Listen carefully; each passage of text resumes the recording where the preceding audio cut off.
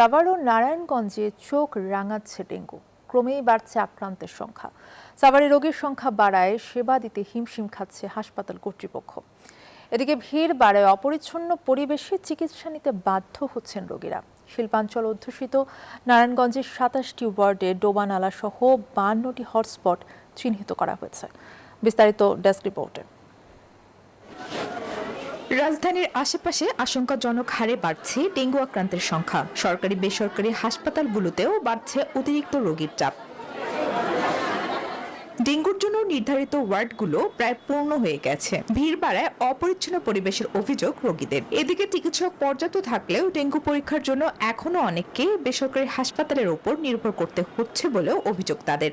জায়গায় যেটা না পাওয়া যায় সেটা বাইরে থেকে কিনতে হয়। হাসপাতালে বিদ্যুতের সমস্যা, কারেন্ট থাকে না, দিনে ৪-৫ বার কারেন্ট যায়, রাত্রিও ৪-৫ বার কারেন্ট যায়। ডেঙ্গু পরীক্ষার কিট পর্যাপ্ত থাকার কথা জানান এই কর্মকর্তা। দুই ধরনের কিট ব্যবহার করা হয়, একটা হচ্ছে NS1 অ্যান্টিজেন আর একটা হচ্ছে ডেঙ্গু IgM। দুইটা কিটই আমাদের যথেষ্ট পরিমাণে সরবরাহ আছে। নারায়ণগঞ্জেও পরিস্থিতি ভালো নয়। ২৭টি ওয়ার্ডে ডোবা নালা সহ ৫২টি হটস্পট চিহ্নিত করা হয়েছে। শিল্পাঞ্চল অধ্যুষিত এ জেলায় এখন পর্যন্ত কোনো রোগী মারা না গেলেও হাসপাতালগুলোতে প্রতিদিন গড়ে ভর্তি হচ্ছেন ১৫ থেকে ২০ জন ডেঙ্গু রোগী। রোগীরা বলছেন আইসিইউ ওয়ার্ড ও মেশিন থাকলেও চিকিৎসক সহ অন্যান্য পদ শূন্য থাকায় মিলছে না কাঙ্ক্ষিত সেবা।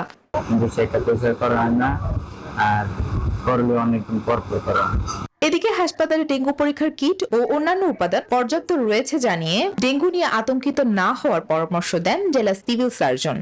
কোনো জ্বরকেই আমলে না নিয়ে থাকা যাবে না। যদি জ্বর থাকে এবং হাট্টাগুলো সিমটম থাকে, চিকিৎসকের পরামর্শ নেবে। চিকিৎসকের পরামর্শ ছাড়া কোনো ধরনের ওষুধ সেবন করবে না।